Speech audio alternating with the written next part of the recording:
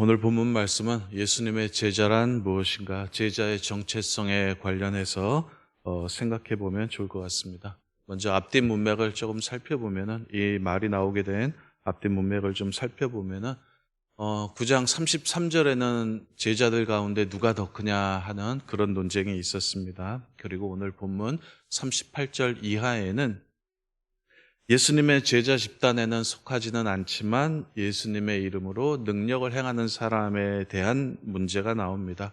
오늘 본문 말씀 역시 이 제자의 정체성과 관련해서 관련된 것으로 볼 수 있습니다. 예수님의 제자가 누가 예수님의 제자인가, 어디까지를 예수님의 제자로 볼 수 있고 교회 공동체의 일원으로 우리가 받아들일 수 있는가 하는 것에 대한 문제를 오늘 본문이 다루고 있고, 42절부터는 제자의 삶이 어떠해야 되는가 하는 그 문제를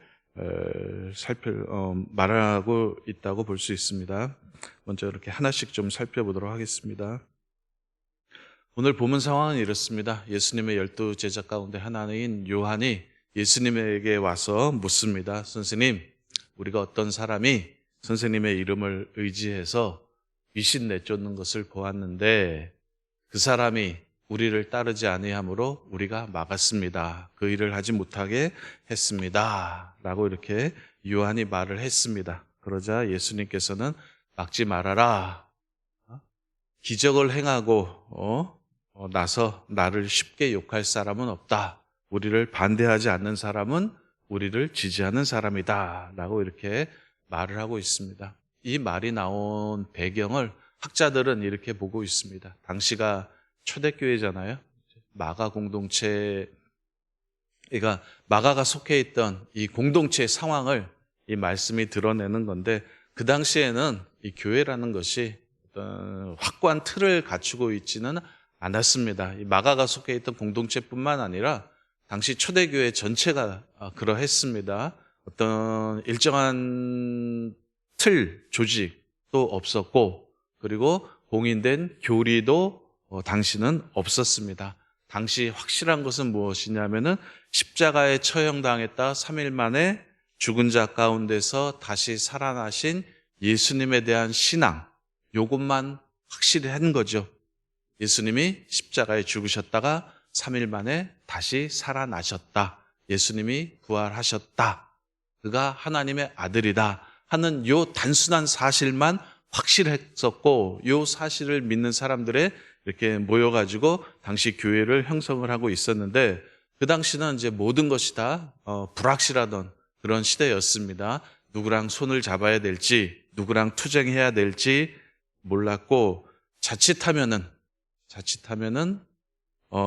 자신들에게 힘이 되어줄 수 있는 사람들과 싸울 수도 있을 거고, 반대로 야, 저 사람은 믿을만하다, 우리가 의지할 만하다 라고 했는데 그 사람들이 우리를 괴롭힐지도 모를 그런 불확실한, 불안정한 상황 속에서 이 말씀이 나왔는데, 이런 상황에서 교회가 함께 해야 될, 제자들이 함께 해야 될 대상을 오늘 예수님께서 그 기준을 말을 해주고 있습니다. 그 기준이 무엇이냐 하면은 오늘 본문에 따르면은 물 한 그릇이라도 주는 자가 기준이 됩니다. 41절 한번 같이 읽어볼까요? 41절 보시면 이렇게 나오죠.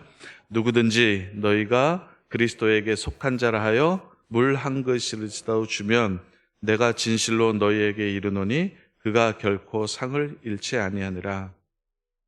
예수님이 말씀하신 그 기준이 뭐 대단한 거 아닙니다. 믿는 자에게 대한 단순한 호의를 베푸는 것만으로도 같은 편, 우리 편으로 생각할 수 있다라는 그런 말씀입니다.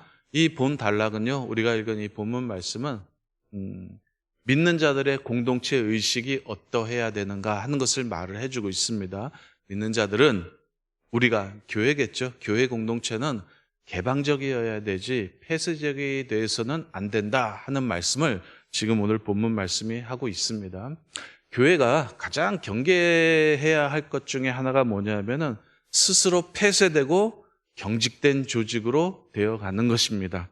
어떤 조직이든지 오래되면은 폐쇄되게 되어 있습니다. 자기 성찰이 없고, 그냥 끼리끼리 좋으면은 폐쇄될 수밖에 없습니다. 교회도 여기에서 벗어나지 않습니다. 그런데 이것보다 더 문제는 뭐냐면은 그러면서도 우리 교회는 좋은 교회다라고 착각을 하는 거죠. 교회가 분란이 없고 그리고 성도들이 줄어들지 않으면은 대부분 우리 교회는 좋은 교회다라고 착각을 하는데 사실은 속으로 썩어가는 줄일 수도 있습니다.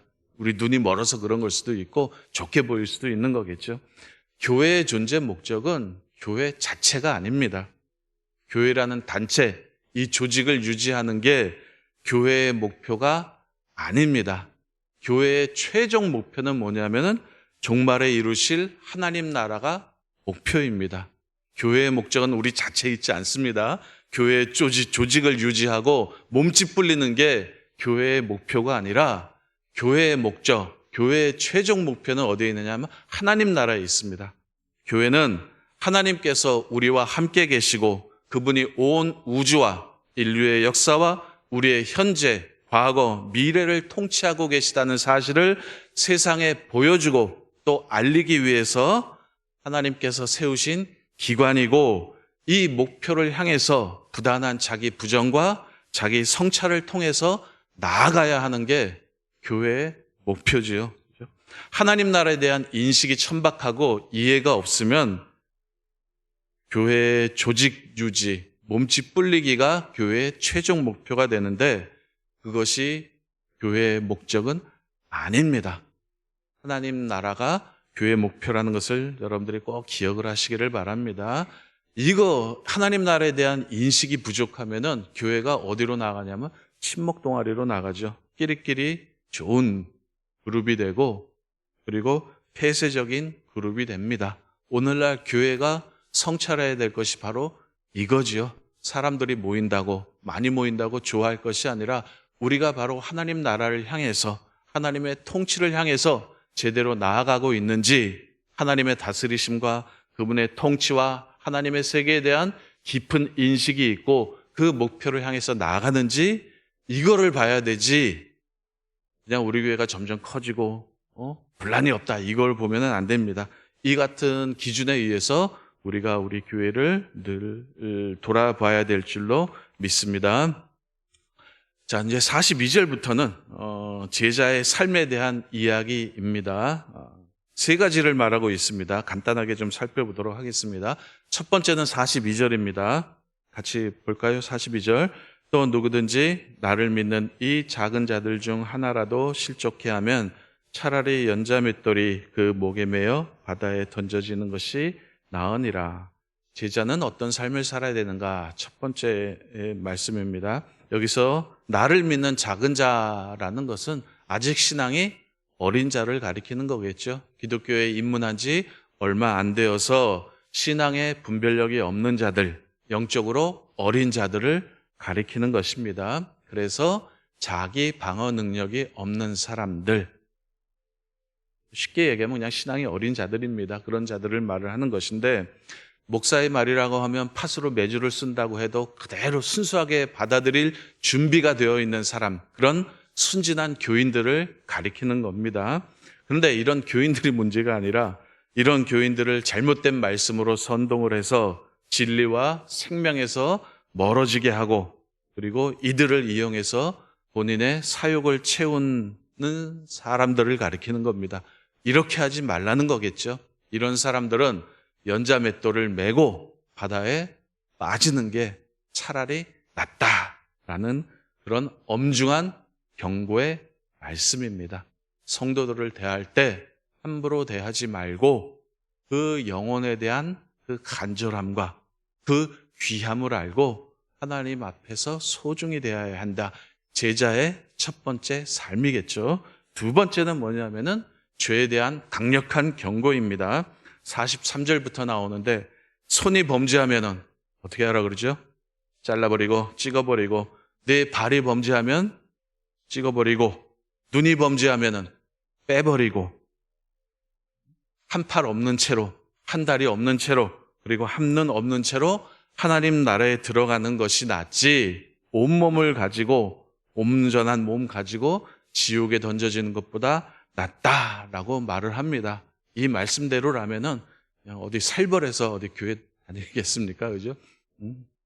이런 식으로 따지면은 우리는 다 장애인이 되어야 됩니다. 저는 살아남을 게 없을 것 같습니다. 이걸 문자 그대로 받아들이는 사람은 없겠죠. 그런 뜻이 아닙니다. 하지만 뜻은 명확합니다. 제자라면, 예수님을 따르겠다라고 한 사람이라면 그만큼 강력하게 죄에 대해서 저항해야 된다. 내 몸을 한 부분, 내 몸의 지체를 잘라낼 만큼 그 정도의 각오를 가지고 죄에 대해서 저항을 해야 된다라는 그런 말씀을 하고 있습니다. 만약에 그렇지 않으면은 사람마다 불로써 소금 치듯함을 받게 될 것이다 라고 말씀을 합니다. 우리가 소금, 음식할 때 소금 치잖아요. 이렇게 톡톡 치죠. 뭘로 친다는 거예요? 불로 친다는 거예요. 불로 톡톡 치는데 여기서 말하는 불은 연단을 말을 하는 것입니다. 정화, 연단을 가리키는 겁니다. 음식에 소금을 치듯이 불로 세상에서 연단을 하겠다 하는 그런 뜻입니다. 보석이 보석 따오려면 연말을 해야 되잖아요. 그죠? 원석 가지고는 보석이 안 되죠. 하지만 보석도 연마가 필요하듯이 제자들도 시련과 고난을 통해서 영적 훈련을 받게 해서 제자로 하여금 제자답게 하시겠다 하는 그런 뜻입니다. 그래서 결론이 이제 50절입니다. 50절 읽어보면 소금은 좋은 것이로되 만일 소금이 그 맛을 잃으면 무엇으로 이를 짜게 하리요? 너희 속에 소금을 두고 서로 화목하라 하시니라. 말씀은 분명합니다. 서로 화목하라는 그런 뜻입니다. 제가 오늘 본문 말씀 쭉 읽었는데 지금까지 한 발 정리 한번 해보도록 하겠습니다. 제자들은 작은 자들, 신앙의 어린 자들을 실족하게 하면 안 됩니다. 그리고 죄에 대해서 강력한 경계심을 갖고 있어야 됩니다. 그렇게 하지 않으면 하나님께서 불로 우리를 정화시킬 것입니다. 소금의 맛을 유지해야 되듯이 제자들로 제자다운 정체성을 유지를 하고 있어야 됩니다. 그 제자의 정체성이 뭐냐면은 바로 서로 화목하라는 것입니다. 오늘 본문 말씀에 보면은 서로 화목하라는 것입니다. 화목하려면 자기 주장을 접어야 되죠. 누가 크냐, 교회 안에서 누가 크냐, 누가 잘 나가냐, 누가 작으냐 이런 논쟁에 빠지면은 교회 공동체는 화목할 수 없습니다. 그리고 네 편, 내 편, 누가 제자냐, 누가 제자 집단에 속해 있느냐 편가르기를 하면은 네 편, 내 편, 우리 편 편가르기를 하면 교회는 화목할 수가 없습니다. 교회는 문턱이 낮아야 되죠. 오늘 예수님 말씀 따르면은 반대하지 않으면 다 누구 편이에요? 우리 편이에요. 반대하지 않으면 다 우리 편이다 라고 말씀을 하는 겁니다. 교회 오려면 이거 해야 되고 저거 해야 되고 이런 게 아닙니다. 그런 걸 말하는 게 아니고 술, 담배 하지 말아야 되고 동성애자들 안 되고 무슬림 안 되고 공산주의자 안 되고 이런 사람 안 되고 저런 사람 안 된다. 그래야 우리 편으로 올 수 있다. 이런 게 아니라는 거예요. 이런 게 아니고 예수님에 대한 그 누구든지 예수님에 대한 기본적인 믿음만 있으면 다 우리 편이고 형제 자매라는 것입니다. 예수님께서 이 문턱을 확 낮춰버렸죠. 그런데 우리는 어쩌면 우리 한국교회는 반대로 가고 있는지 모릅니다. 이래서 안 되고 저래서 안 되고 넌 오지 마. 이렇게 해서 폐쇄적이고 경직된 그룹을 한국교회가 만들어가고 있는 것은 아닌지 다시 한번 보게 됩니다. 교회는요, 누구나 쉽게 와서 하나님을 만날 수 있어야 됩니다. 그런데 오늘 본문의 제자들처럼 기독교 신앙의 순수함을 유지한다는 명목으로 옳음을 명분으로 신앙을 명분으로 우리가 가로막는 자의 역할을 하는 것은 아닌지 다시 한번 우리를 돌아볼 수 있기를 바랍니다. 누구나 쉽게 그리고 가볍게 기독교 신앙으로 들어올 수 있어야 합니다. 하지만 일단 들어오고 나면 하나님의 세계가 그 안에 하나님의 놀라운 세계가 있다는 것을 보여줘야 되죠. 이것이 먼저 제자된 자들 그리고 교회 오래 다닌 자들이 해야 될 일입니다. 내가 제자됐다. 나 교회 다니지 얼마 됐다. 이게 중요한 것이 아니라 아무나 들어오게 해야 돼요. 그죠? 아무나 들어올 수 있지만 일단 들어오면은 이 기독교 신앙 안에 하나님의 놀라운 그 깊은 세계가 있다는 것을 보여줘야지요. 그러려면 어떻게 돼요? 여러분들이 먼저 성장해야지요. 성숙해야 돼요. 그래야지만 보여줄 수 있지 않습니까? 여러분들이 꼭 그러한 제자들이 되시기를 주님의 이름으로 바랍니다. 오는 초신자들에게, 새로운 신자들에게 그냥 단순히 우리 동아리다, 친목단체다가 아니라 하나님의 깊고 놀라운 세계가 있음을 그들에게 보여줄 수 있는 그런 우리 교회의 일원 그리고 예수님의 제자들이 다 되시기를 주님의 이름으로 바랍니다.